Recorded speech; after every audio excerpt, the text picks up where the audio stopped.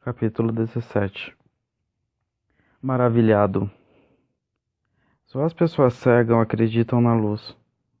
Aquelas que têm olhos não acreditam na luz. Elas simplesmente a veem. A verdade não pode ser transferida. A verdade não pode ser entregue a você por outra pessoa. Porque ela não é uma mercadoria, não é um objeto, é uma experiência. A verdade precisa de olhos meditativos. Se você não tiver olhos meditativos, então toda a vida resume-se a fatos mortos, sem qualquer relação entre si, acidentais, sem sentido, embaralhados. É só um fenômeno natural, casual. Se você vê a verdade, tudo entra em eixos, tudo se encaixa em harmonia, tudo começa a ter significância. Lembre-se sempre de que a significância é a sombra da verdade. Aqueles que vivem apenas nos fatos levam uma vida totalmente sem sentido. Eu acredito em acreditar. Isso deve ser entendido em primeiro lugar. Ninguém me pergunta: você acredita no botão de rosa? Não é necessário.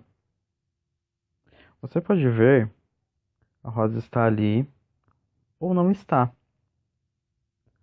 É preciso acreditar apenas em ficções, não em fatos. A crença é confortável e conveniente. Ela entorpece. É um tipo de droga. Ela faz de você um zumbi. O zumbi pode ser cristão, hindu, muçulmano. Eles são todos zumbis com rótulos diferentes. E às vezes ficam fartos de um rótulo. Resolvem mudá-los. O hindu passa a ser cristão e o cristão passa a ser hindu.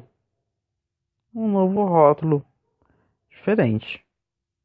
Mas por trás do rótulo, os mesmos sistemas de crença. Destrua as suas crenças. Certamente será desconfortável, inconveniente.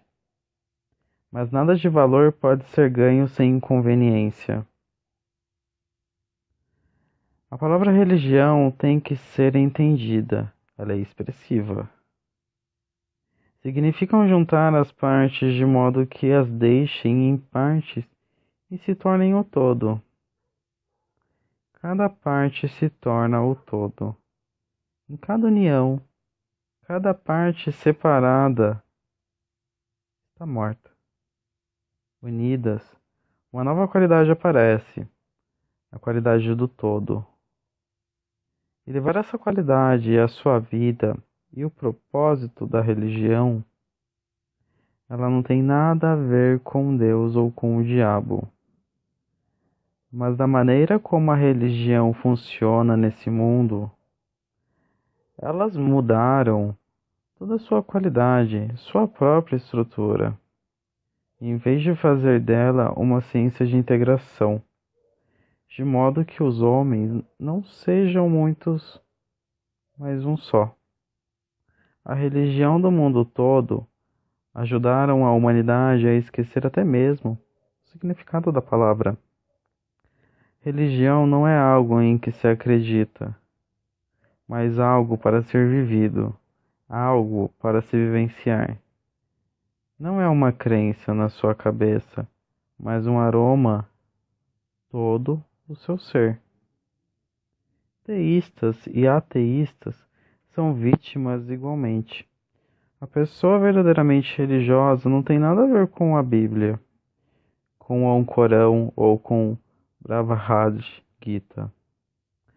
A pessoa religiosa está em profunda comunhão com a existência. Ela pode dizer sim para uma rosa, para as estrelas, para as pessoas.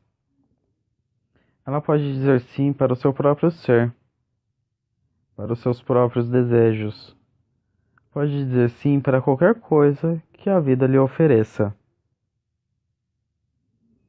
Ao ver o pôr do sol por um instante, você esquece o seu estado de separação e passa a ser o pôr do sol. Esse é o momento em que sente a beleza dele. Mas no instante em que diz, que lindo pôr do sol, deixa de senti-lo. Você volta para a sua entidade separada e fechada de egos. Agora é a sua mente falando. Esse é um dos mistérios. A mente pode falar e ela nada sabe. E o coração sabe tudo, mas não sabe falar. O mais belo momento da vida de uma pessoa é quando não há nem confusão, nem certeza. Ela simplesmente é um espelho refletindo aquilo que se é, sem nenhuma direção, indo para lugar algum, sem ideia de fazer algo, sem algum futuro, só absolutamente no presente, intensamente no presente. O cognoscivo é comum, mundano. O incognoscível é sagrado. É só com o incognoscível a vida se torna uma bênção. Só com o incognoscível você vibra com o milagre da vida e da existência. O conhecimento gratifica o ego. A sabedoria só acontece quando o ego desaparece, é esquecido. O conhecimento pode ser aprendido. As universidades existem para ensinar. A sabedoria não pode ser aprendida. Ela é como uma infecção. Você tem que ficar com o sábio. Tem que andar com ele. E só então algo começará a agitar dentro de você. Quando você é capaz de ver o espelho da sua alma sem a poeira do conhecimento, quando sua alma não é coberta pela poeira do conhecimento, quando ela é somente um espelho, reflete aquilo que é. Isso é sabedoria. Esse reflexo do que é correspondente à sabedoria. Sempre que você ri, está mais perto do divino. Sempre que ama, está mais perto do divino. Sempre que canta, dança e toca música, vive a religião da verdade. A sabedoria não tem nada a ver com conhecimento. Absolutamente nada. Ela tem algo a ver com inocência. Algo da pureza do coração é necessário. Algo da vastidão do ser é necessário para que a sabedoria cresça. Fique num estado de não saber. A partir desse estado, olhe as árvores como uma criança. Olhe a lua como um poeta. Olhe o céu como um louco. Nunca deixe de se maravilhar, se quiser que os mistérios se desvendem para você. Os mistérios nunca se desvendam para aqueles que não param de questionar. Aqueles que questionam cedo ou tarde acabam numa biblioteca consultando as escrituras, porque as escrituras estão cheias de respostas, e as respostas são perigosas. Elas podem destruir sua admiração. Elas são perigosas porque dão a sensação de que você sabe, embora não saiba. Elas lhes dão a compreensão incorreta de que agora as perguntas estão solucionadas. Eu sei o que a Bíblia diz. Eu sei o que o Ancorão diz. Eu sei o que o Gita diz. Eu consegui. Você virá um papagaio Repetirá as coisas, mas não saberá de nada. Não é esse o caminho certo para saber.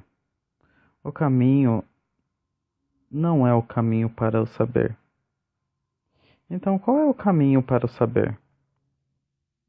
A admiração. Deixe que o seu coração dance maravilhado. Encha-se de admiração, pulse com ela, inspire-a, expire-a. Por que tanta pressa para conseguir a resposta? Você não pode deixar que o mistério continue sendo um mistério.